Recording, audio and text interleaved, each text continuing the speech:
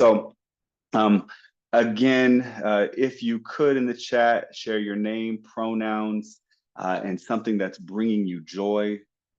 Joy is one of our core values. It's something that we deeply believe in, period, but also deeply believe in as a form of resistance and a way to just find balance in a time of chaos.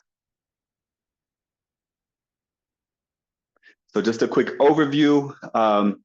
Instead of 5 o'clock, we'll do welcome and intros. We allow people to have a little bit of time coming in. There wasn't a huge amount of pre-submitted questions, so we'll be able to cut a little bit of time at the end there. But we're going to jump into just some intros of the folks that are here. We'll talk about Moonshot more broadly, some of our philosophies, and then we'll talk about our programming specifically, what y'all are here for, the Moonshot Innovation Space. And then at 5:35, we have a panel with current Moonshot Fellows, followed by again, just a little time to go over FAQs and to answer some of the pre-submitted questions from the registration. And then a chance for just us to dialogue around 7:05 with any questions that have come up that are lingering or just things that you want to know. And then we'll do just our little closing ritual that we have at Moonshot at 7:25. Does that sound all right with y'all? So this is our team. If you were here last year or you had seen the recording from last year, this was a much smaller slide. At the time, I believe we had 5 staff, and we obviously have grown. And so really excited about that. In the next probably month and a half, we'll also be bringing on 2 new members of our team as well. So we'll be a team of 10. I'm like having to count that up. How many folks? Yeah, we'll be a team of 10. So just really excited about the growth at Moonshot and just the expanded impact because of that. My name is Justin Tanaiki, him. I'm the director of programs at Moonshot. I have been here since May of 2023. And just, yeah, really excited to be here and to get to share this journey with y'all and with our fellows. I run our primary program, the Moonshot Innovation Space. Up until about, what, 2.5 weeks ago, I also ran all of our alumni services. I'm very, very happy to pass it over to Anatoly, who has kind of taken that work on as well as other stuff. Anatoly, you want to introduce yourself? Yeah. Hi, everyone. My name is Anatoly Uribe. As Justin said, I've been part of the team for the last almost 3 weeks now, so it's really exciting, learning a lot. And I will be leading the alumni services that we offer fellows after the fellowship, and also running some partnerships. So really excited to be here and to listen and to answer any questions that you all have. I'll pass it on to Eunice. Thanks, Natalie. Hi, everyone. My name is Eunice Reyes, she, her pronouns. I'm the manager of program and operations. So that means I handle a lot of the logistics for the fellowship. And I'm also usually the one handling the recruitment email. So if you've gotten an email from that account, it's probably me. So hello, it's really great to have you all here. Beautiful. And then I'll just do a quick little run through of everybody else on our team who wasn't able to make it today. We have Alex Chavez, who is our director of finance and operations. Amanda Gonzalez, who is the managing director of school and programs. And so she oversees all of our program team and generally is at our fellowship programming with us, whether it's in the role of support for fellows or co-facilitator. And so really one of my partners in crime in running the fellowship. We have Daphne Lucio, who is our development manager, Darren Tang, who is our managing director of strategy and impact, and then Kathleen, who is our CEO and really is helping lead us into this next chapter of Moonshot. So again, really excited to have everybody on this team and to be experiencing just the growth that we've had. And like I had mentioned, we have 2 more folks that will be coming on that have wide roles, but one of the big things that they'll be doing is helping us manage our new co-working space that we have. And so just, yeah, really great opportunities happening in and around Moonshot, and excited to have y'all as a part of this.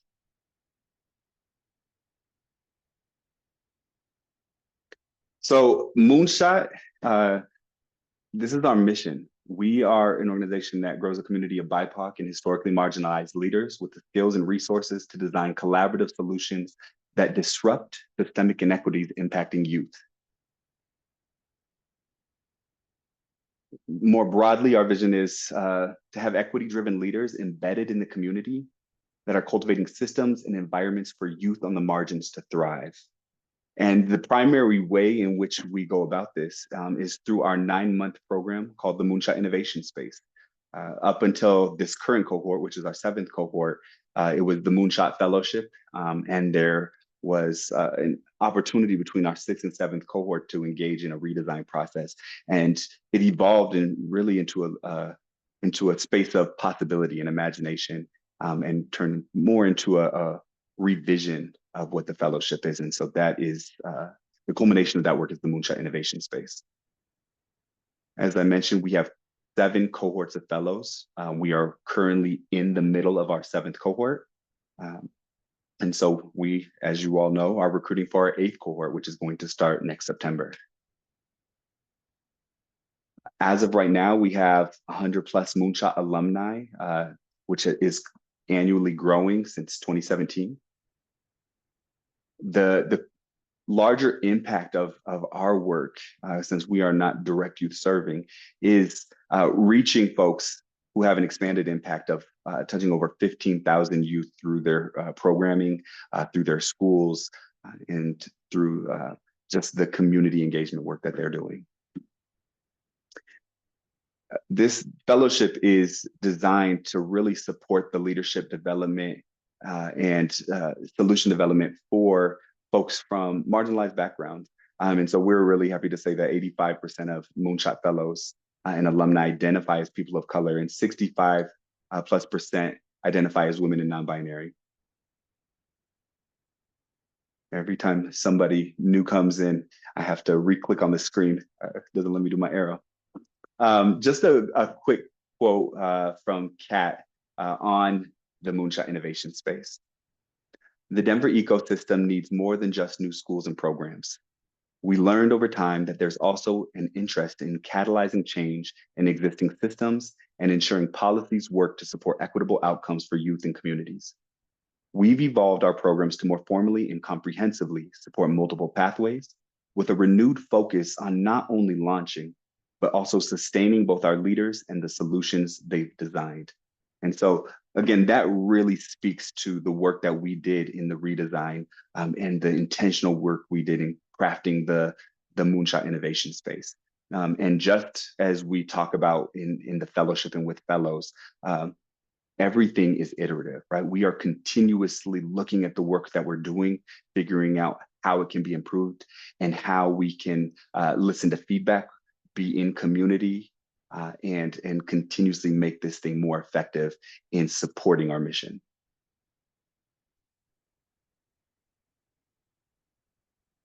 So the Moonshot Innovation Space, as I said, is a 9-month program. It starts for cohort 8 at the beginning of September and runs through mid-May. It's part-time, so it's a weekly commitment.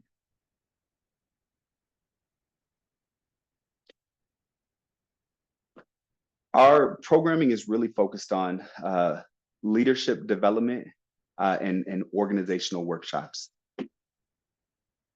Each cohort consists of generally between 15 to 20 people. This year is the first time that we moved to a full 9-month program. Before, we would start in between the 15 and 20, and it had 3-month phases, and people could opt in from one phase to the next. And so you would see the numbers go down as programming continued. One of the things that we really enjoy about this redesign of our fellowship is that we support leaders that are both in new or crafting new solutions, as well as folks that are in existing solutions or existing organizations. It's not just about launching. Another big change that we had is our cross-sector approach. Historically, we have been an education-focused organization. Starting with this 7th cohort, we expanded that. And so leaders can be working in education still, but also expanding into the arts, healthcare, housing, food, sustainability, policy. Again, really, our goal is to think about who are the folks positively impacting youth. and realizing the ways in which these systems intersect and impact one another. And one thing to note, we no longer focus our programming or supports on school launchers. So if that is something that you're looking at doing, is creating a new school, then let's connect, get you the resources that may be best for you. But our programming, both within the Moonshot Innovation Space as well as post as an alumni, no longer focus on school launches. So we are actually currently with our last cohort and about to sunset our school launcher residency program for folks that are looking at launching new schools in Colorado. So we have fellow profiles. And our profiles are really not something that you have to choose entering the fellowship, but they are the 3 areas that our fellows kind of are moving toward in crafting their solution. And so we have launchers, catalyzers, and designers. For launchers, we're looking for individuals seeking to design innovative solutions by building and launching new and bold organizations, typically nonprofits, although it does not have to be. If you're looking at crafting or creating a for-profit, our one caveat is we cannot be looking to exploit communities for financial gain. And they have to be values aligned. And so we're looking for new and bold organizations that meet a demonstrated need sourced by a historically marginalized community. The second profile, catalyzers, are individuals seeking to design and implement solutions within an existing organization that meet a demonstrated need. And finally, our designers are individuals seeking to design and implement resources that impact youth, meeting a demonstrated need sourced, again, by a historically marginalized community. We run our fellowship and work with fellows through our Moonshot Leadership Competency Framework. And so it's a 4-pronged approach. We look at developing a liberatory leadership mindset. We focus on people leadership. Then we go to strategic and operational leadership. And finally, leadership for learning and continuous improvement. The one thing that holds all these together, which you can see is at the center of our programming, is integrated identity. And so really thinking about who we are, who are the communities we serve, what are our values, what are intersectional identities, and what are liberatory frameworks that we are using to engage with this work. Curricular objectives that we have in the Moonshot Innovation Space are cultivating a network of support for fellows, thinking about engaging our communities, the communities that we are serving, our personal and collective leadership development, the design of the solutions that we are building with and alongside community, the piloting experience. Again, I mentioned that we think that of our work as continuously iterative. And so piloting is a part of that process, actually looking at what is the demand for this, or what is my ability to actually implement this, what is the response and efficacy of the work. And building sustainability and planning for the future. One thing that we really wanted to focus in our redesign between the 6th and 7th cohort is how do we ensure that people are setting themselves up in a way that is human-centered and looks at them beyond their capacity to create, right? How does it think about their well-being holistically and ongoingly? And so that sustainability and planning for the future is a huge part of that. By the end of the program, fellows will have a clearly identified and launchable solution to positively influence youth and impact youth. That fellows are persisting in youth-serving fields. That fellows have the tools, resources, and networks to sustain themselves at an individual level. And that fellows are equipped with the knowledge and skills to report meaningful change in youth outcomes. And we think of meaningful as influencing important long-term life outcomes based on the individual field. This is a roadmap that really thinks about the journey of the 9-month fellowship. And so in phase 1, we start with liberatory community-driven solution design. Then we move into liberatory and community-driven solution design. Part 2, which is building alongside community, not just from a theoretical standpoint. Then we move into community-centered learning and pilot design, followed by strategic planning for equity and program advancement.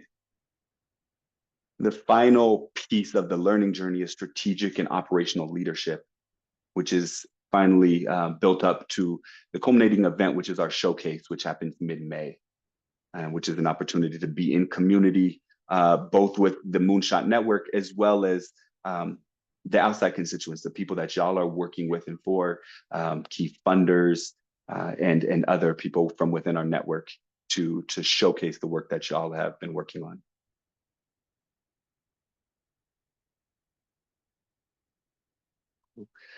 Support beyond the fellowship is continuously being redesigned. Again, everything about our work is iterative. How do we continue to be responsive to the needs of our fellows and alumni? How do we utilize the resources and network we have to the best of our ability? And how do we ensure that we are finding new and innovative ways to build a community in the alumni network, as well as to think about ways for our alumni to have professional and leadership development, for them to thrive both personally and professionally and continue to push forward their solutions. And so as of right now, again, as an alumni, you're going to be thrust into a tight-knit network of 100+ alumni. We are rolling out this year our new alumni summer camp, which is going to be held at Lone Rock Retreat Center, a luxury retreat center in Bailey, Colorado. We have Moonshot Wellness, which is a series, or I'm sorry, it's not a series, it's a couple of therapists, BIPOC therapists that we have for the use by our alumni. And so alumni have the opportunity to get up to 6 sessions a year with a BIPOC therapist paid for by Moonshot. We have our direct fellows learning funds, which we have 2 funding pots of small grant funds to continue to push forward your leadership development, as well as to pilot new and innovative ways to support youth.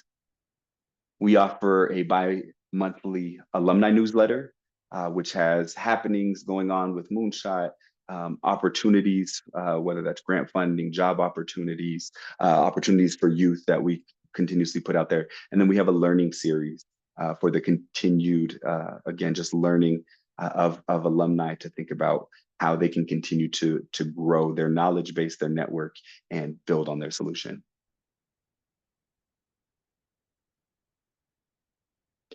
So I don't know if everyone's here at this point. I'm hoping everybody has gotten here. As I mentioned, we are going to have a fellow panel of current fellows. And so, yeah, I'm very grateful to have Betsy, Frida, Magnolia, and Ramon here today. I am going to see if everyone is here. Let's see. So far, we have Ramon and Ceci have logged in. Cool. Can you just send a quick message to Frida and Magnolia? Just want to make sure that they got the right link.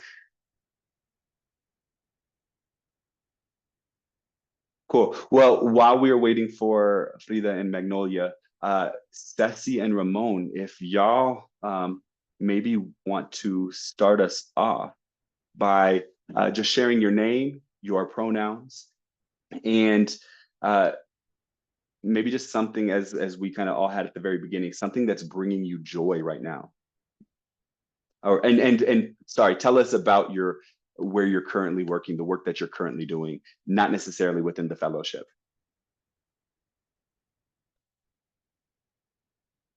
Okay. And Ceci, we can start with you. There? Okay. Hello, everybody. I'm Cecilia Quintanilla, she, her, ella. One thing that brings me joy is the sun. I'm right next to the window and it's been so warm and nice. So I love that we're getting a little more of warmer weather. One thing I'm working on is transitioning on leaving my early childhood classroom after 13 years of being a teacher in the classroom. And I'm moving into dedicating all my time into the nonprofit. Thank you, Ceci. Ramon, you want to do a little sharing on who you are?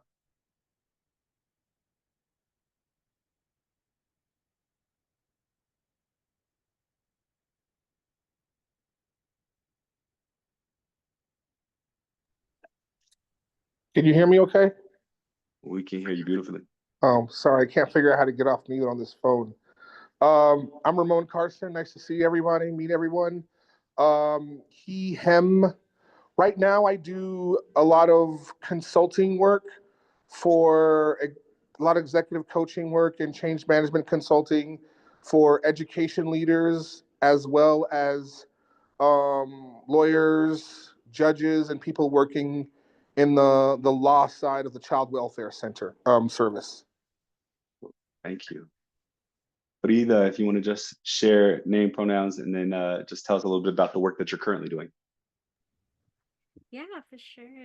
Hi, good afternoon, everybody. My name is Frida Fernanda Sotoleiva, but you can call me Frida. My pronouns are she, hers, and ella.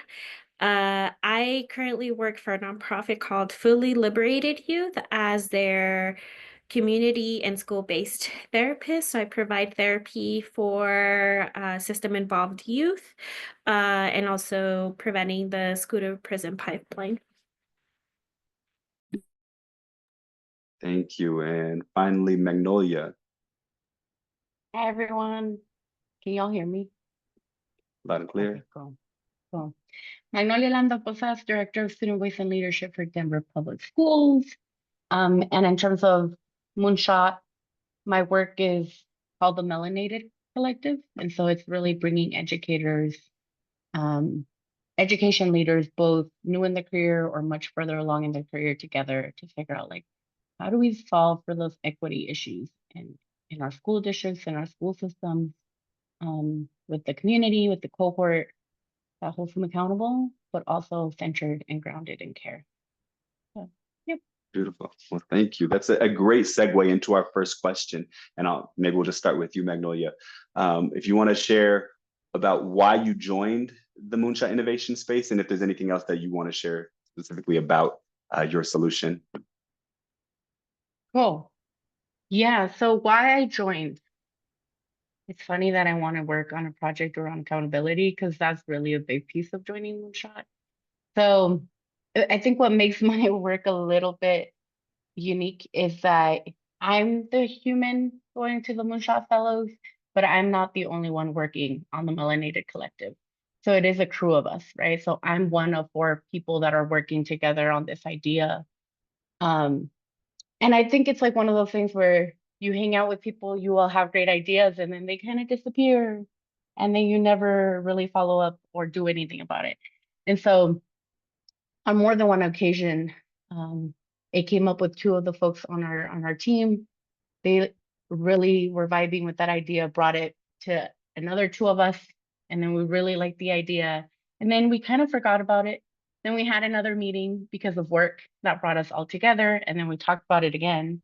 And we're like, okay, but what are we gonna do to actually like hold ourselves accountable to doing the work that we say is missing and is the gap and we want to do when we all have competing priorities. So in those meetings, the moonshot came up. And I was like, oh, that's an example of like something that we would kind of want to do, but it's not exactly what we're talking about, but it's similar. And so it was my job to go do research on Moonshot and bring back like, these are the things that I'm like learned about them. How would we use this? How would we do something different? I brought that to the team, and then the team is like, why don't you just apply to Moonshot? And if their whole thing is about holding folks, you know, to like, how do you learn and start this work? How about if we like try it and do it? And then maybe that's what holds us like accountable to one, the dream that we were all dreaming up together, but also I think it more importantly, like that we're doing it right. And like, how do you do that, right? None of us had done that before. So how do we learn to do the work? And so that's what brought me into Moonshot. And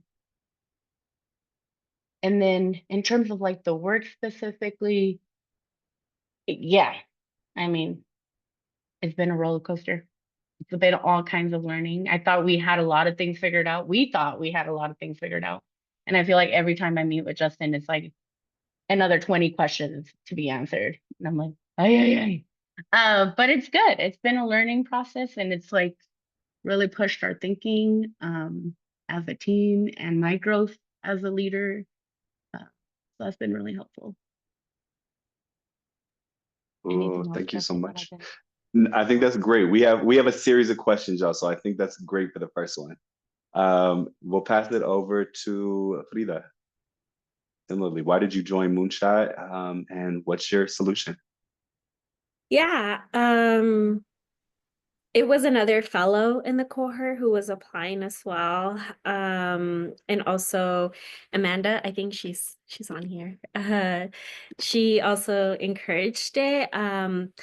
But before that, before even thinking of Moonshot and joining, I did see the gap of like culturally rooted practices in therapy.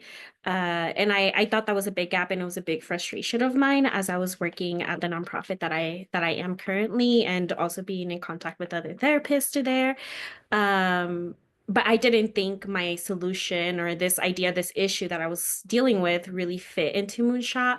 I was like kind of just be like, no, like, that's not like really something that fits here. So if you are in that position, or if you know anybody in that position, that is not the case, definitely there is space for that, even if you don't have a fully developed idea or issue in hand, at least in my experience. So really it was the opportunity to grow, for support, and just to move beyond this idea and this issue that I had into something that was more tangible and sustainable. The solution that I've been creating at Moonshot is called Entloque Nawake, and that's interconnected healing. So it's a framework and a training series for BIPOC mental health providers. So this is moving beyond translating therapy or cultural sorry, I lost my train of thought. Cultural practices into therapy. It's more than just the translation. It's integrating cultural fluency in therapy. Yeah, I think that's all I got. Thanks. Well, appreciate it. And yeah, again, that's a great reminder. Just you can be at any stage, from ideation to being in an organization that's been functioning for years, as a part of the Moonshot Innovation Space. We'll pass it over to Ramon. Yeah. When I joined, I'd already been working in both education consulting and a couple of projects that were specifically designed for helping communities think about different innovation schools or charter school projects that were being proposed in their neighborhood. And the more I got involved in that kind of work, the more I got fired up about how these big brands of charters, or even like small ideas, were being thrust upon communities. And best case scenario, there were a handful of community leaders being invited into the conversation later in the process, but they never really had stake in the conversation or the decision, and they were never leading the conversation and decisions around what schools go in their neighborhoods. And so when I joined, I only knew I wanted to be involved in that problem, involved in the solution, I should say, to that problem. But I didn't know what solution I actually wanted to do. I only knew that after having more than a few acquaintances and friends go through previous cohorts, I knew that this was a space to think about design thinking and community focused design thinking. So I knew that this was going to be a place where I would develop the skills to think about the problem I was thinking about, and to be a place to develop the idea to help solve that problem. I'm not going to talk about my solution right now because I know there's a question later about how has your solution changed. And after a lot of ideation and some piloting and working with my community design team, and quite frankly, some soul searching about who I am as a leader, my project and my solution has changed dramatically. And so I'll wait to talk about what that looks like when the question of how has your solution changed. Thank you and good evening. We got the perfect angle at the end. Sassy, you want to go ahead and get us to from question 1 to question 2? Sure. So when I was venturing into working outside of the classroom, and I was invited to a few panels to talk about my experience, and you'll know I'll say what I'm working on right now. But as I was stepping outside of the classroom, and I joined a few boards and met some people, got invited to panels, all these people that I was meeting inspired me to start my own thing, to be brave, and to put all these ideas into, you know, something more than just being invited to these things. And I started reaching out to these leaders, and I worked with these leaders. And the one thing they had in common, most of them, I would say like 80% of them, was Moonshot. So whenever I reached out for advice, they were like, oh yeah, and Moonshot this and Moonshot that.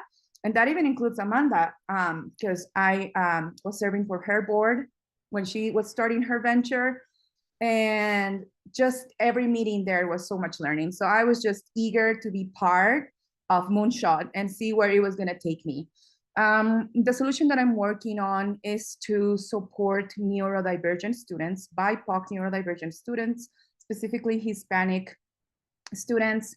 And with this support, then raise the number of Hispanic students that are identified as gifted and talented in the education system. And the supports include the family, the educators, the community, and all those key pieces that can influence a student's life. Beautiful. Thank you so much. So the next set of questions we have focused for Magnolia and Ceci. And so Ceci, I don't know if you want to start us off, but would you maybe talk about a little bit about what has been your biggest challenge in the fellowship? Sure. My biggest challenge has been to be pushed out of my comfort zone. And I used to believe that I was pushing myself out of my comfort zone, but it turns out it's not true. So I had to take my brain and make my brain think into ways that it's not used to. And when I started my nonprofit, I did, you know, mostly out of YouTube and just Googling things on how to start things. So I realized I wasn't really pushing me to the things I didn't know how to do.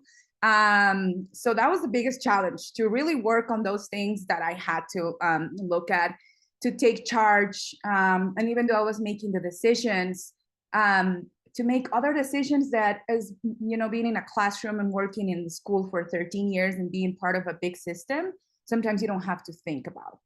And that also made me think that maybe I wasn't pushing myself because I was being perfectionist and I didn't want to see what was hard or what wasn't going to be perfect. And that challenge of strive for excellence but not be perfectionist, and to really you know, overcome that with the community and the safe space that we had at Moonshot was really great, but a challenge nonetheless. Thank you. Magnolia? I agree. I mean, I mentioned this at the very beginning. There's not a meeting that I leave with like a list of all the other things that still need to be accomplished, the many hard conversations we still have to have, all the things we still haven't considered. I mean, the list is always endless. So that was definitely not something that I anticipated, and I think it's good because I think it also speaks to like Moonshot is pushing and growing you. Maybe there's a little bit of arrogance there of coming in. I'm like, no, I got shit figured out, and then I'm like, no, you don't have shit figured. There's always more to learn. So that has definitely been a challenge. I think the other one for me specifically, as a mom of like a 2-year-old, right, and pregnant, and a full-time job and a lot of other commitments, has really been like remembering that I signed up to this because it is a priority, right? And figuring out like what's the accountability to myself. and to really prioritizing time in the week, not just for Moonshot, but for the homework that comes along with Moonshot and for the meetings that come along from Moonshot and the endeavor that I'm having. So I think being very, very, very committed to that and setting, I mean, really, it's like time management on steroids, right? It's like my kid and my family and Moonshot and work and all the transitions at work has been so challenging. And so I think remembering always, like, why did I sign up for this? Like, what's that North Star has been really critical to me personally and keeping accountable as much as I can. And sometimes Justin has to kind of remind me that I'm behind on some things and I need to get my shit together. So that piece too, right, has been something that I'm like constantly working on week by week. Yeah, I appreciate that. And that's, yeah, as Kat said, super helpful to hear and just something that like I cannot impress upon y'all enough to really think about what your capacity looks like. And is this something that you are deeply committed to working on, and an issue that you want to be a part of solution making around. So thank you for that. The next question that we have is for Ceci and Ramon. What has been your biggest revelation or learning through the fellowship? Okay, I wanted to make sure Ramon, oh, okay, that Ramon wasn't gonna talk, but then he was. I'm gonna say that my biggest learning was every workshop. Again, I said I started doing this like Googling and YouTubing, and in one workshop at the beginning, I was just shocked how, I kept saying like I did work and thinking that I would have done in months by myself. So, having that support and experience was the biggest learning. And the biggest revelation, and I guess I knew, but I didn't know how big it could be, or I was just never in a space like that, was how much even informal conversations and just the energy of other people that are also there after their 8-hour work, after dealing with their family, and that have all the passion into doing something would be so beneficial professionally and personally. And just like, looking forward to Thursday and going to Moonshot made my week better. And just getting there and, getting the food and seeing everybody was a revelation of, all right, I can do this. It's hard, but I'm not the only one. I'm not alone. And it's just very powerful.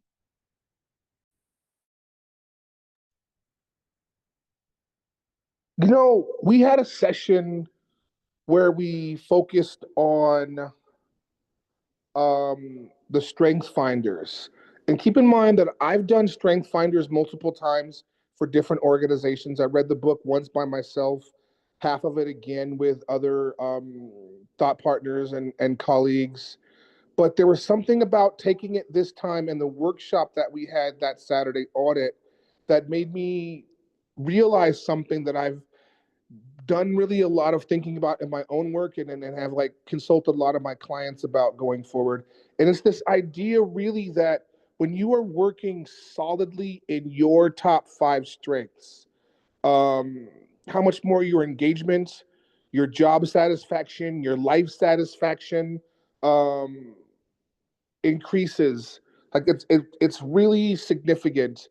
And then the converse of that is when you spend a lot of time working outside of your strength areas, stretching yourself, succumbing to the pressure to stretch yourself, so as some would say, to the point of like being really spending most of your day outside of your strength areas, how draining and deflating that can be.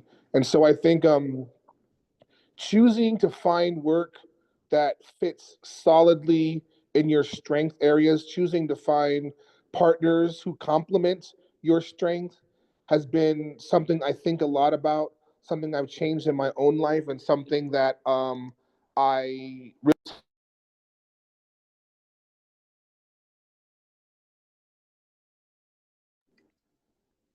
and that's something that I talk to a lot of my clients about going forward. Did that register? Yeah, I think we lost you just for a second, it went to mute, but I think Yeah. we got the gist of it. Appreciate that. Thanks. The next question, and this is going to be for Frida and Ramon. Frida, you can maybe start us off. What has been the most rewarding aspect of the fellowship for you?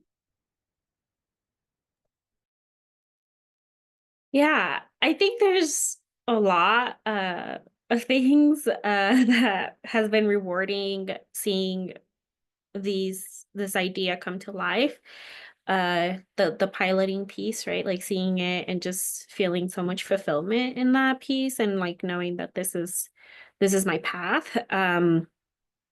Being able to communicate about my solution effectively, I think that has been also very rewarding because I've been just saying like curanderismo and therapy, and people are like kind of confused of like, what are you talking about? So I've gotten a lot of feedback from the other fellows of like how to communicate that because they're also not mental health providers. So I can live in that world. So they've been, pushing me to communicate in a different way. I think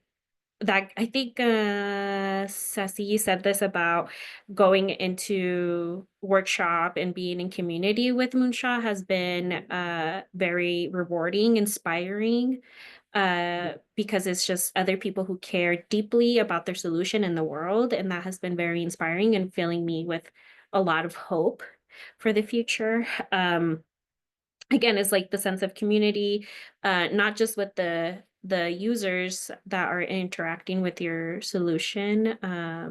It's like I said, the people in the fellowship, where I am challenged to think about things differently because they care about my solution as much as I care about them, and it's the most impactful thing that I've gotten from Moonshot.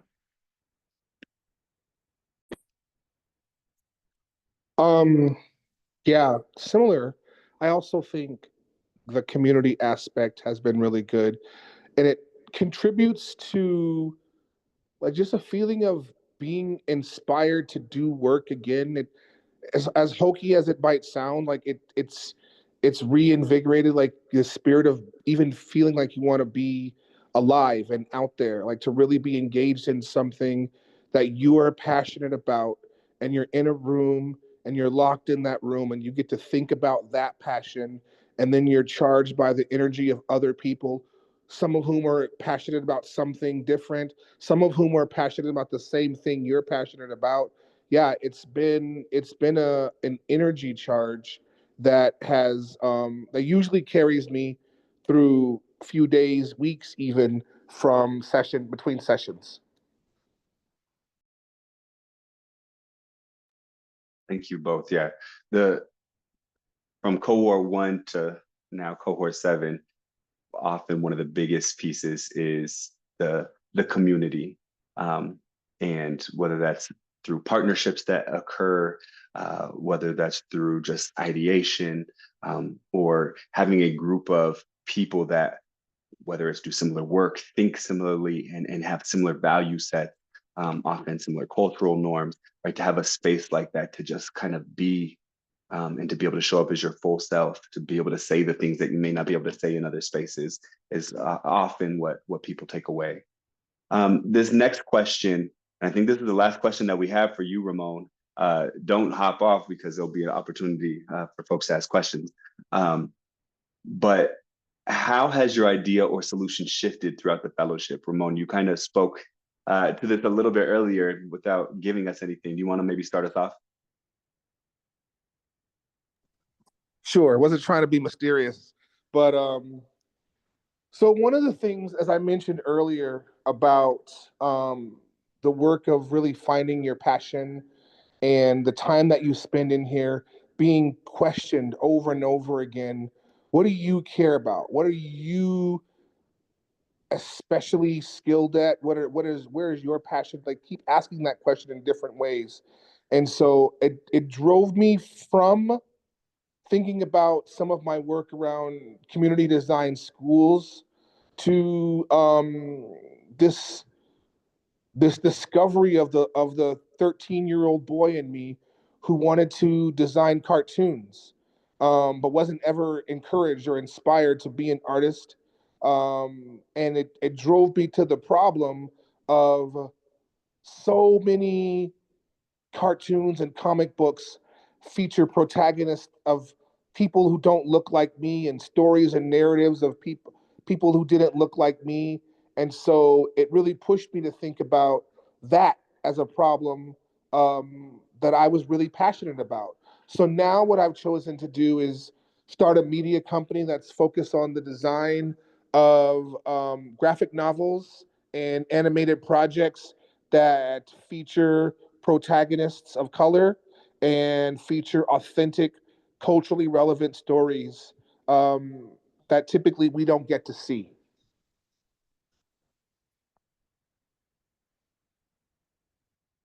Yeah, a huge shift from working with school administrators.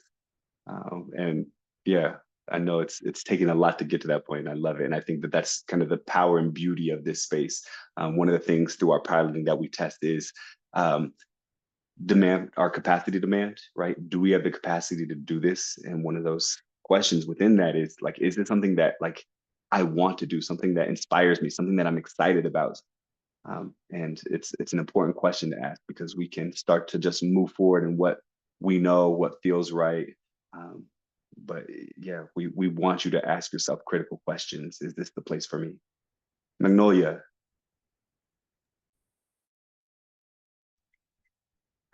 I didn't have that drastic of a change. Mine have been subtle but very huge impact shift throughout.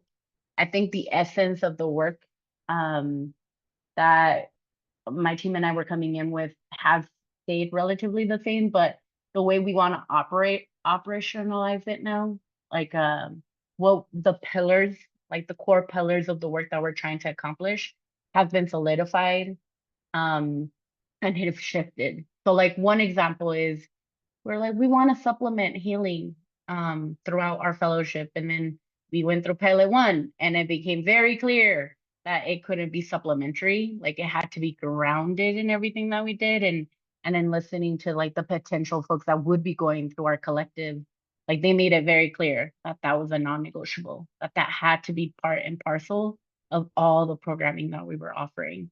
And so those type of things where we came in with assumptions around like what we thought would be best for like an end user, and then realizing through like just the first pilot, we haven't done pilot 2 yet, that the desires and the wants of our community are different, right? And so we need to adjust for that.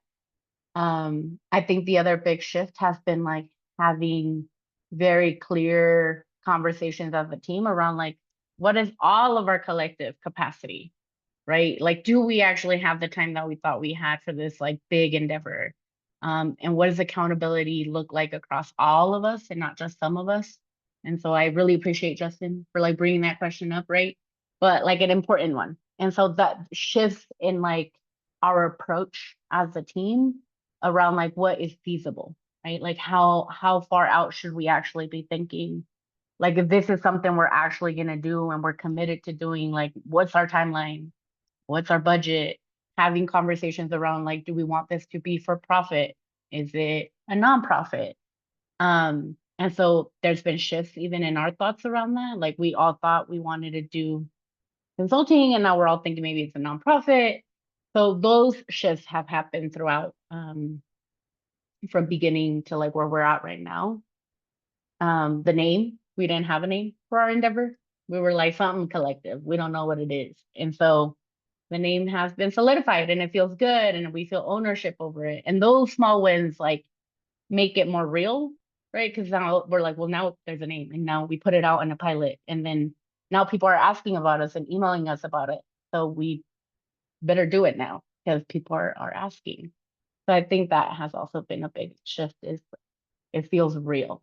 Like it's not in our minds anymore. Like it's tangible, it's real. And it's also like an other level of like added pressure and responsibility of like we've put it out in the ether. So now we actually have to, work harder to make it happen. But yeah. Well, thank you both, and took the question in greatly different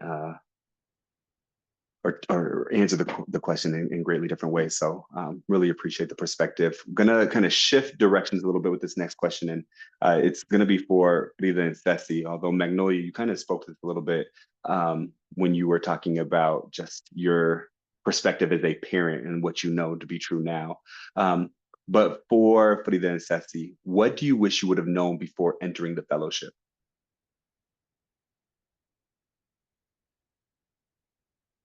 Frida, you want to start us? Okay. I think we already discussed it in great detail, but I wish, I want to bring it up again, is the commitment level. They were not lying when they said it's a big commitment. It is a big commitment. It's not a lie. It's not a lie a lot. Magnolia, you mentioned, like the workshop and then the meeting outside of the workshop and then the work outside of the workshop and then the homework that comes with the workshop. So it is a commitment, but again, it is rewarding. Like Ramon had said, it makes you think of like what truly you want, and it does test your capacity, and think of like, is this something I want to do? So definitely appreciate that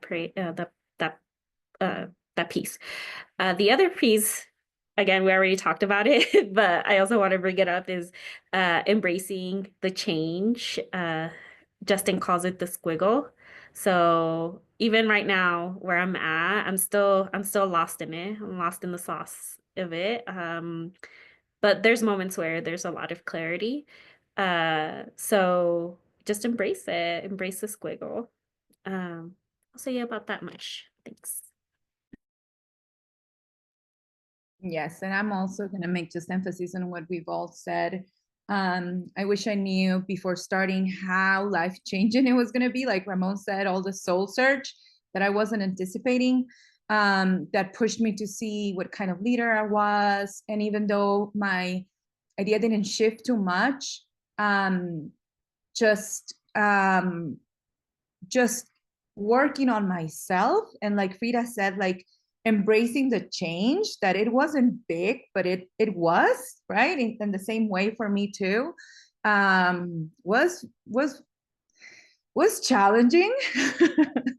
That part of embracing the squiggle was challenging. But again, right? I also wish I knew how serious they were when they said that they were gonna have our back, even like with the snacks and everything. Like my dopamine level has to be there. So I need my food, I need my snacks, and I always worry about that. Like I pack my coffee in the morning and I make sure I have food for the whole day, because if I don't, like I know that's gonna be an impact. So I also wish I knew that they were serious about that. And just what everybody else said, it is, yes, it's a lot of commitment. It really tests how bad you want it. And by knowing that we have snacks and food, she means that like we always have snacks and food. Eunice has top tier ordering skills. We have bomb meals, dinners on Thursday nights, lunches on Saturdays, and the snacks and drink are steady flowing. Whether it's coffee, the Topo Chico, the Snapple Apple, the tea, whatever it is, And if you got a request, just let Eunice know. All the requests and all the diets to Eunice is just great, because I'm always doing something weird with my food. This is how we get y'all for sure. This next question, what else should potential applicants know about our programming?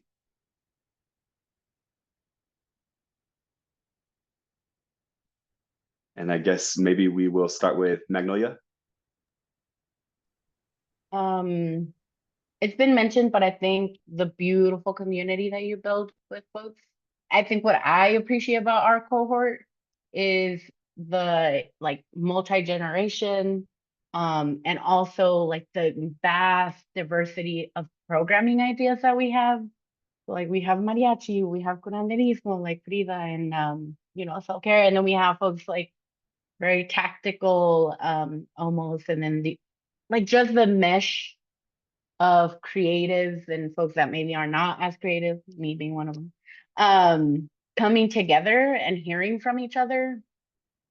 I think like the other piece that I'm so grateful for, but I didn't anticipate is like I have a sense of accountability, more almost less so because of like the structures of our accountability, but to the cohort.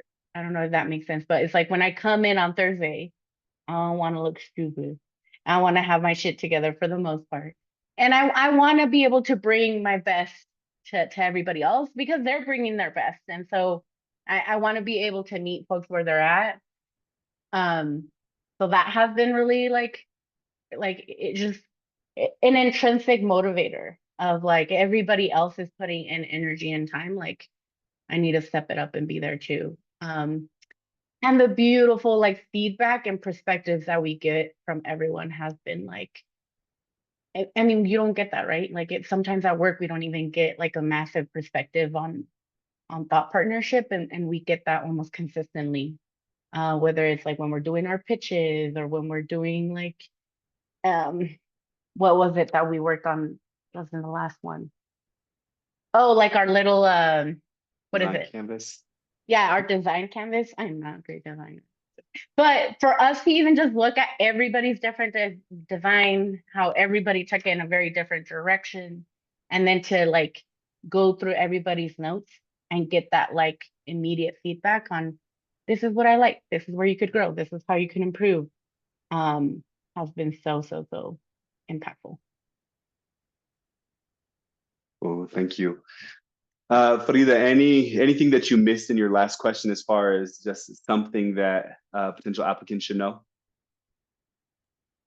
I guess well, this was my experience, because in the mental health field, going outside of the box, right? So outside of the DSM-5, going outside of, I guess what you would call, the like a Western perspective, like going outside of it, there's going to be people who would challenge you and question you.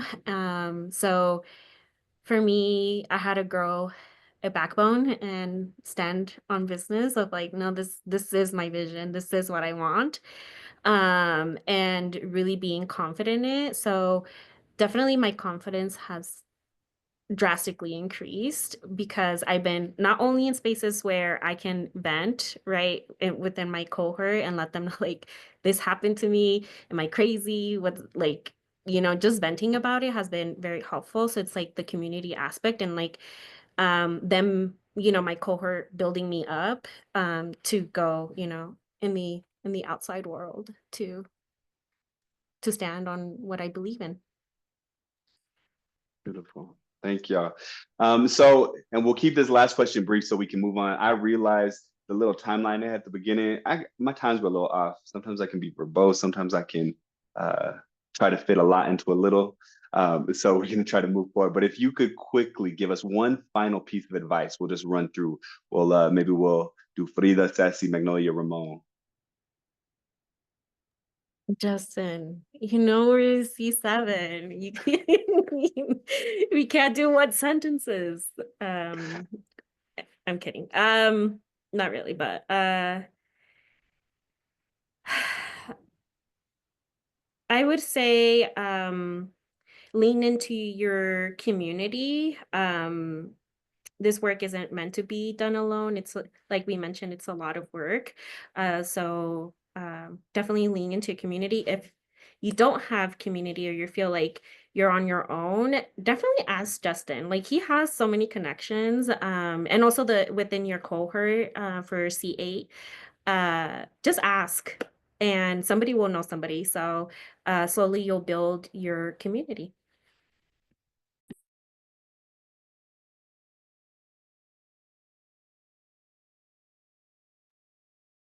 That's Sassy or Was it? Magnolia. Oh, Go I ahead. You on wasn't there. okay. I wasn't sure. I was about to ask you who was Nick.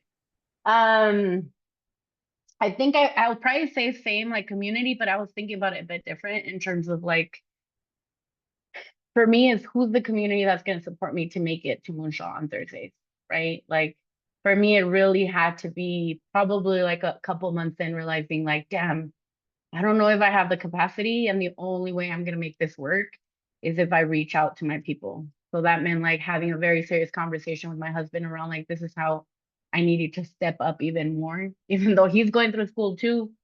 But to support and help, having a conversation with my mom about like I'm gonna need to take care of my child a couple more hours on Thursday night, please, beg you.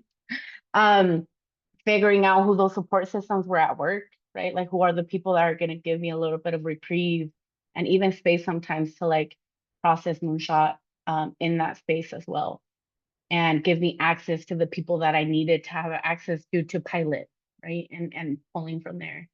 So I think really thinking about like who are that support system outside of Moonshot that can make that a possibility. That I can be fully present at Moonshot. So I am doing everything that I need to do to take care of myself. There's a lot of Saturdays.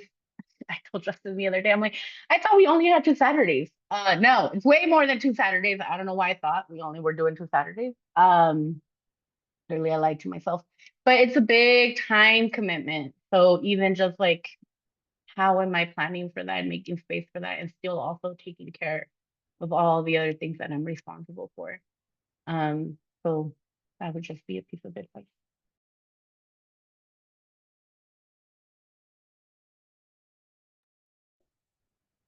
The piece of advice that I would give is to be brave. Don't be intimidated, but what we've said today, that's a lot of time commitment and everything. Because most likely you're here because you're putting a lot of energy anyway into, working in a space that maybe it's not perfect for you, or putting a lot of energy outside of working hours dealing with that, or even dreaming about what you want to do. So it's worth it. So be brave and don't be intimidated and go for it. All I would add is that this is an opportunity for you to be radically, unapologetically your authentic self. So you should take advantage of that. A lot of us in our professional worlds, you have to dress a certain way, you have to check your language. Even what you're working on is superimposed by some supremacist system. But the intention of this is for you to get into a space where you'll be invited to show up wearing what you want to wear, using your authentic language, and you'll be pushed to be your best self, but take advantage of a space where people want you to be your authentic self.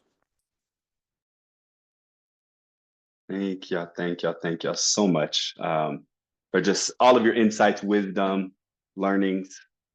And I know I have y'all here for a little bit longer, so I'm gonna ask y'all, you can go off camera, stay on camera, but to stay on, because we'll have a chance at the end just for a few questions. Cool, y'all. So we are going to move onto this next part, which is just frequently asked questions. And I know there have been a few questions asked in the chat as well, so we will try to address those if they haven't already been addressed. You see me looking down as I'm trying to see what was put in the chat. Application timeline, we'll start there. So round one, we're currently in that. The written application, it's due by March 27th. Folks will be notified if they are moving forward by April 17th, where we would then have a few questions that you will respond to by video. Those are due by my son's birthday, April 28th. And then folks that are moving on to our final round are notified by May 9th, and that is a group interview day. We have 2 group interview days, and so you will schedule to either come for a 3-hour session on May 29th or June 24th. That's in person at our offices in Denver. And then we will have folks that are selected. Again, we are looking at about 15 to 20 notified by June 27th at the latest, hopefully sooner, but by the 27th at the latest. As far as the time commitment, we start Thursday, September 4th of this year, and we end Thursday, May 14th, 2026. Programming happens on weekly on Thursday evenings. Next year, it's going to be from 6 to 8:30, September through May. As Magnolia graciously let us know that there are a lot of Saturdays, but in reality, we substitute a Thursday a week for a Saturday session. And so Saturdays, it's 10 a.m. to 4 p.m. We also have one community site visit where we go to a few different sites in the Denver Metro, and that's Friday, October 3rd. So generally, folks that work during the week, that's outside of our retreat time, the only day we ask folks to take off. That's a 10 to 4 type of day. We have our local retreat, which is going to be at Lone Rock Retreat Center in Bailey, Colorado, from September 13th through September 15th. And then in 2026, we have our national retreat, where we will be flying out somewhere to interact with local community organizations of another city, as well as just have a space to kind of get out of our day-to-day, to reconnect with each other, reconnect with our solution, and continue our work. Something to note is we don't have programming in December at all. There is an optional holiday gathering on Thursday, December 11th. The program, there is a one-time program fee of $600. Scholarships are available, and so please let us know if there is a financial need or if that will stop you from participating. As far as attendance, we highly encourage you to really comb through the calendar of dates, which we have on our application page, to see if there are major conflicts. Attendance is expected, but we know life happens. We know that you may have trips planned already. And so we ask that you are just proactive in your communication, and we will try to have, when possible, makeup opportunities. Generally what happens though is you will go through your slide deck, and then you should meet with me one-on-one so we can make sure that you get caught up. If you anticipate more than 3 session conflicts, we really recommend skipping this year's cohort and applying in a following year. Now, if you have 3 conflicts and again, life happens, you get sick. We've had people with births, we've had people with deaths, we've had people with all sorts of things happening within their work. We recognize like the human experience. And so again, that's where we just ask, like, let's be in communication to think about how we can support you and your continued participation. Or see if it, during the fellowship, if it makes more sense for you to, depending on when, life is happening, if it makes sense for you to look at leaving the fellowship, or thinking about participating in a future year. There are certain sessions and dates that are only offered in person and cannot be made up. It doesn't mean that those are times that you can't miss. It just means that there's certain things that just absolutely cannot be made up.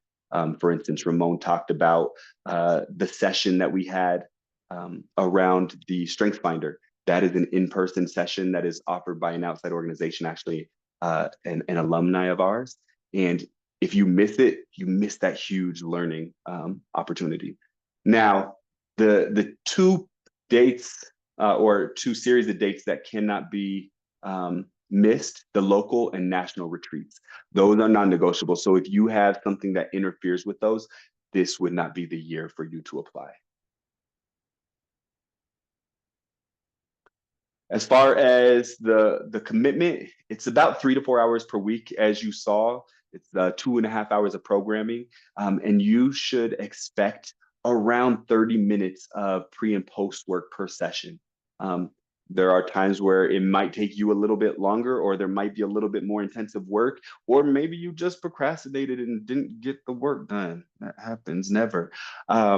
And so, yeah, there might be times where you're going to have to work a little bit longer to make sure that you're coming to session prepared, both for yourself to get the most out of it, but also, again, as everyone said, you're in community. Magnolia again spoke to this. It's like, I don't want to not bring my best self forward and in turn, right, bring other people back or take away from other people's learning experience and opportunity. We have 1 weekend day per month, 1 Friday in October, and 2 weekend long retreats. The 28 weeks of actual programming, both synchronous and asynchronous. As a part of the innovation space, you are going to get an executive coach of color. And so you get 6 sessions with your executive coach. And so that's work that you're going to do outside of sessions. We have weekly office hours, optional, but highly encouraged.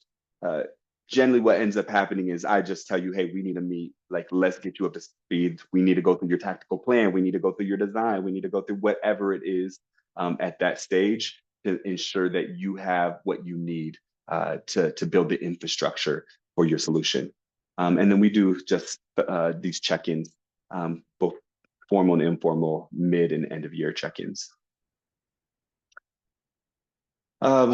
Again, as we kind of spoke in our fellowship, we're really looking at folks cross sector. So it doesn't matter what sector you are looking to launch your solution in. What matters is that it is youth impacting.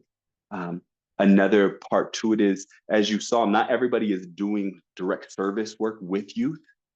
And so you might be leading work that ultimately impacts worth, right? Like Frida talked about, this collective and training series for therapists that are working directly with youth, right? We want the ultimate end user of whatever it is you're doing to be youth. Our redesigned curriculum is steeped in culturally responsive research. And so that is something that we are continuously ensuring is we do not want to uphold just dominant theories and practices and frameworks that have caused harm to us for long periods of time and have created our current circumstance. And so we really continue to look at leading BIPOC and queer scholars to enrich and inform our work and our data. And then as we went through earlier, we have our leadership competency framework, which is really the basis of all of our work. And then our fellow profiles, as we kind of talked about earlier, you don't have to self-identify coming in, but it's really to help you think about who is our end user and what is our mode of delivery for our solution, right? Am I launching a new organization? Am I launching a new initiative or resource? Or am I coming from within an existing organization to think about how I either create change within the organization for a youth serving organization, or how I roll out some form of new and innovative programming that is hitting an area of need for our community? And if you weren't here, again, Moonshot has moved away from our previous school launcher focus. If you're looking at creating programming, center-based programming, but you are not a school, right? If you're looking at it from a nonprofit perspective, that is still fully within the realm of our work. But if you are looking to actually create a school and go through that accreditation process, that is not our focus of our programming, both within the Moonshot Innovation Space or our alumni services. Like I had mentioned earlier, we are sunsetting our school launcher residency program. As far as who you need to live and work in Colorado, eager to make an active difference in your community, self-identify as coming from an historically marginalized background, you're 18 or over, there is no degree requirement. And then again, over the 9-month fellowship, we ask that you can commit 3 to 4 hours per week. There's a huge emphasis on community, as you kind of heard. A lot of people come in and say, how do I differentiate myself, right? How do I make myself stick out amongst the crowd? And while we want folks that are going to think innovatively, that have unique ideas on how we can support youth, we also want people that have just, again, a commitment to community, a commitment to the whole, that are thinking from a perspective of abundance and reciprocity, and are just as invested in your own journey here as those of your peers. And so we do not want competition, right? We want folks that are looking to be in community, that have a commitment and practice of self-awareness and introspection, and really are thinking about what does the belief in the power of community mean? What is cultural competency? And how am I going to continuously reflect and interrogate who I am, right? And how do I show up? Again, we're looking for folks that are committed to our collective learning, are responsive to feedback, and have proactive and responsive communication. As far as where you need to be, again, we had someone like Frida who said very much at the infancy ideation stage. And then we had someone like Ceci, who already had this organization that she had built from YouTube videos and hard work, sweat, tears, and blood. And then we have folks like Magnolia, who had an idea with a group and decided they wanted to push this forward, and someone like Ramon, who had an idea and completely threw it to the wayside in the middle of programming because it was not where he wanted to be. So coaching, again, you're going to be given an executive coach, and so you'll have 6 sessions with them throughout the fellowship. But the coaching more often than not comes from from the community. It comes from the relationships that you build with your cohort, and it comes from the one-on-one meetings that we also have as I'm providing feedback on the work that you're doing. As far as fellow engagement, there's kind of 3 areas that we think of fellow engagement. So you're going to build squads, and that's just the invaluable network that you build from within your cohort, from the alumni network, from the different organizations that we visit or that come in to talk. You're going to build skills, and so really thinking about the development of a liberatory leadership knowledge, skill, and mindset. And then finally, spaces. We are going to work with you to curate spaces that are enriching, that are built on trust, that deepen your political analysis, that allow for you to take risks and think expansively, right? To think about the impossible. And we're going to take you to spaces both through our local site visits as well as our national visit to think and see how other people are creating change and creating significant impact on the youth in their community. With that being said, that is the end of our presentation. And so this is an opportunity. We are 6:28, so I know we said this would go till 6:30. We have a little bit more time for folks that can and want to stay. But whether that's a question for our program team, me, I have Eunice Anatali here. Looks like Amanda also joined us. Or if it's for our current fellows, Ramon, Magnolia, Frida, Ceci, want to be able to answer any questions that you have. And if I miss something in the chat, please ask it again.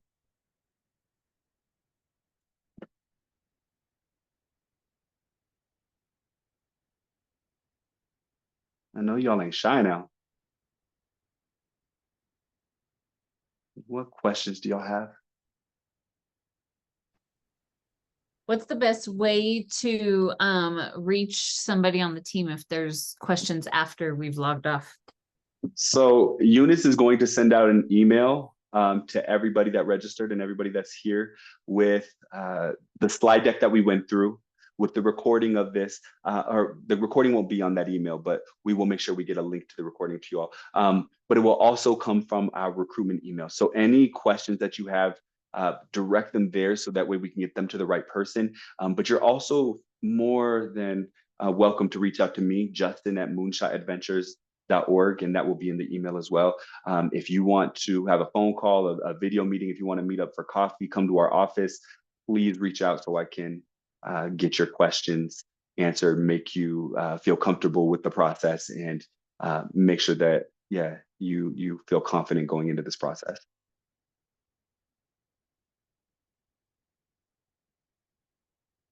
Anything else? Eunice, was there any questions that I missed in the chat? Yeah, we had a question from about when is payment due? Amanda answered it a little bit, but if you want to just highlight that part for folks. Yeah, so the payment is due. There are payment options, so you can either pay it up front before the fellowship begins on September 4th, or if you need the opportunity to pay a little bit later, I believe the date, and these are the operational pieces that I don't generally know all the answers to without looking it up. But it's usually, I believe it's by the end of September payment is due. No, it's actually going to be by the first session. Yeah, so late October or late August. Sorry, I don't remember the exact date, but it's late August. September 4th is the first session. Oh, so it would that's be when it is, September 4th. Yeah, then. so it would be September 4th. That has changed. My apologies for the new information. Yeah, again, operational pieces sometimes aren't my area, but thank you. Yeah, sorry for throwing that at you. It's in the applicant guide. I just pulled it up and dropped it in the chat, the specific dates for folks who are more visual learners. And again, if you are in need of financial support, we do have scholarships available. Please let us know. We do not want that to be a deterrent. For folks who successfully complete the fellowship, there is also a stipend that you receive at the end of $2,000.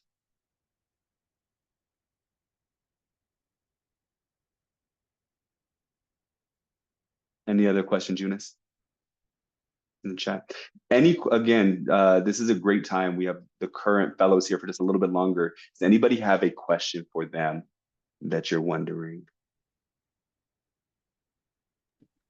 Hi everyone, this is Liliana. I have a question, well, a couple questions. One logistical, one program related. The logistical one is about how many applications do you typically receive a year? And I know it may shift and change. That's just more of a curiosity. The other question that I have is the way that our group, our organization currently works, it's volunteer led, but it's also co-led, and we have a council. So there's a lot of horizontal leadership and how decisions get made. And so I'm curious how that has worked for you all, being like the one person in the Moonshot program, and then, sort of going back and forth with your team and your colleagues in your orgs or groups. Yeah, thank you for that, Liliana. So to your first question, oh, wow. How many applications do we have Thank yearly? you. I had the answer, and then as soon as I went to talk, it just gone. So last year we had 42 applications. We generally have between 40 and 50 applications. A lot more people show interest, but again, we really push people to think, is this the right program and the time for you to join? And so we generally have between 40 and 50 applicants who complete the application. I'm going to pass it to Magnolia in a second because I think she probably is best to answer this question from her vantage point. But one thing that we do is, and you may have heard people mention it, is we have community design teams where you find people from within the community, right? People that are doing the work, people that are closely impacted or impacted by the work, and you facilitate meetings for the co-design process. And so regardless of whether there's other people in a more official leadership capacity for what the work that you're doing, we do ask everybody to engage in some level of community design. And so there's always relaying of information, asking of questions, helping in the process. But Magnolia, do you want to maybe answer from your experience? Is just to get clear, is it around like how I've navigated working as a fellow and then bringing and relaying that back to my team? It's a pain. Yeah, kind of like, because I, almost wish there could be, two of us. We have currently we're volunteer. There's no paid staff. It's all volunteer, but it's myself and my other co-lead. We're looking for someone to like have some paid time capacity, but that's not currently the case. Of like navigating that dynamic of one person kind of getting this capacity building experience, and then relaying it back to your team, your group, the other people that are involved in that idea or project. Mm-hmm. I mean, I think, well, I'll talk a little bit about how we chose, like, why me, right?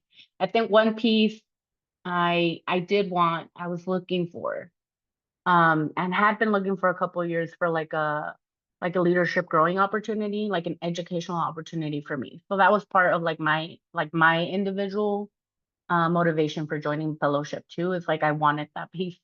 I think the other piece is we had a conversation around like who truly had the most capacity when all of us didn't have and then like you said, we're all doing this for free, so it's outside of our jobs and our full-time everything. And in that sense, it also made sense for me to be the person. It's hard. I mean, I don't think they knew how much work I was gonna have to do either. And so I think in the last couple of months has been, as we've been doing pilot, and so like me taking what I learned and then going back and like in some ways teaching it, it has been so much time too, right? Because it's like twofold. But getting the support from like Justin around like, well, how do we delegate this in a way that feels more fair and manageable between you and your team? So having that conversation with folks, and then with the pilot, just delegating tasks, right? It's almost like I've almost become a project manager in that sense of like, yes, I'm the holder of like what we're supposed to be doing for pilot, what the design should look like, but I'm not doing this by myself. Like, here are the things that I need you to do, and here are the things that I need you to do, and here are the things that I need you to do. It's also been a good, I think the one thing that I've appreciated is that I've learned the design process better for myself because I almost have to teach it. So like when I come to my meetings for my team, it's usually like 10, 15 minutes of like, let me relay back what I learned or what I think I learned, and then them getting clarity on that. And then asking a lot of whys, which can be annoying, but you know, we push through. So that's a little bit of it. Thank you. And again, realizing that we are 8 minutes over, if there's one last question that somebody has, want to leave space for that, and then we'll move into our closing ritual. But again, also want to invite you all to reach out to us post info session with any questions, concerns. If you need operational specifics, ask the recruitment. Eunice will respond. Don't listen to Justin on those operations because apparently, right, I got the programming down. Justin, there's one in the chat. Oh, and you And I just raised your hand. Go ahead and voice Yeah, I the saw a hand up. comment. Yes, I was like, oh, maybe just didn't see it. I was just asking, I guess I asked a longer question to you, Justin, but I've kind of switched gears in the meantime in my career, and I am thinking about submitting a proposal for something that is different to what I am currently doing, even though I have experience doing what I would like to propose. It has that happened before where a fellow proposes a topic that is outside of their current work area, and how has that worked, or what have been some Yeah. challenges in that? Yeah, absolutely. I appreciate the question. And my fault. I misunderstood the question, so I thought I had responded to it in our little FAQ earlier. So my apologies. Yeah, whatever you're working on doesn't have to be related to your work whatsoever. And so again, what we care about is that you are identifying a community need, right, for youth, and finding a way to, right, think about a solution to solve for that. And so we have folks that are looking at, again, we have the 3 fellowship profiles or fellow profiles. We have our launchers, folks that are looking at creating a new organization. And that's often with the hope that eventually I can take this on as a full-time role and move away from my current work.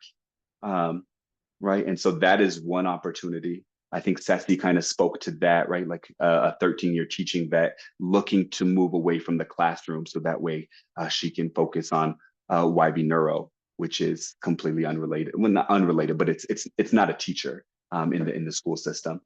We also have catalyzers. So that's if you are looking to do work from within your current organization. And then the last one are our designers, folks that are just looking to create some type of tool or resource that they don't have to be the holder of, right? That they can help implement and then they can let go. Maybe you're still a part of it, but it's not something that you have to continue to carry. And so, yeah, regardless of what you're currently doing, your work within the fellowship does not have to be directly related to it. I'm not sure if there's any of the fellows have anything they want to add from y'all's perspective. I want to say that for me, it's been quite a transition. Just life happened and things kind of moved faster. I mean, I wanted to, but then it was kind of like way too fast. So my executive coach is the person who has helped me with that transition, because for me, it even went to a point of who am I and how is the work that I'm doing now in my computer worth it? Because I'm not teaching the kids, because I'm not tired as I was. And how does, you know, time management looks like being outside the classroom. And then again, like I was used to work in the classroom and then do all the nonprofit outside. So I was working 10 hours, and then how do I feel good with working 7 or 8 on other things, right? Or maybe I'm not doing the big improvement that I see every day with the kids, but I'm working on this, you know, Zin for days and days, and it's still there, but it's a lot of work. So for me, it's been a very big transition, and Moonshot has all, I think, all those tools. And the part with the executive coach that was just me was very big.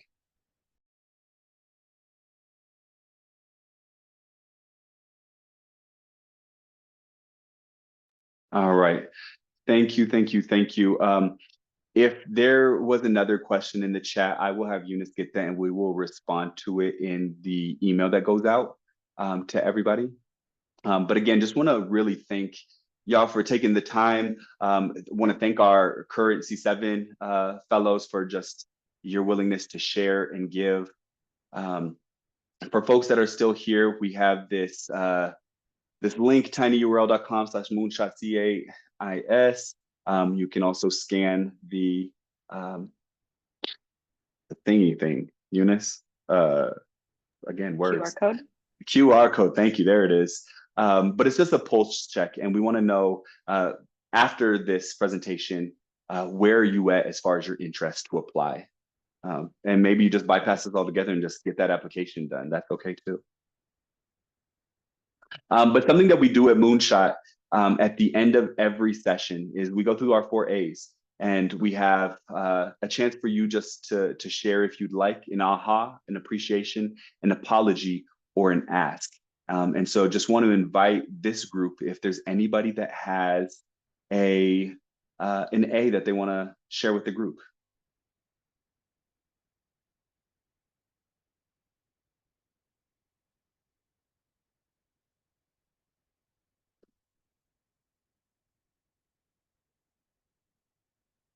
And I'm going to take us back to just all of our videos. Anybody have an A they'd like to share before we hop off here? I can go. I just want to appreciate I'll give an appreciation to you all, to cohort 7, those of you who came and shared about your solutions. As someone that's new on the team, it's just really inspiring and motivating to be a part of this community. And then just appreciate those that are considering applying and learning more about the program. Yeah. Desi put a little ding. I usually have a little ding in session at the end of each acknowledgement that goes out. I also want to just thank y'all for coming, as far as the potential applicants, folks that signed up for this info session. And not only the folks that are still here, not only did you sign up, but you stayed till 6:45, 15 minutes after it was scheduled to end. So just really want to appreciate y'all's time, attention, intention, and desire to continuously impact community.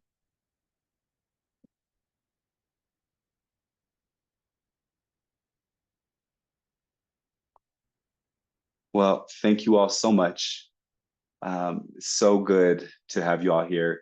Again, if there's any questions, concerns, anything that you need, please reach out, respond to Eunice's email. Applications, again, are due March 27. So just get that application in. If there's anything preventing you from it, reach out. Y'all have a great night.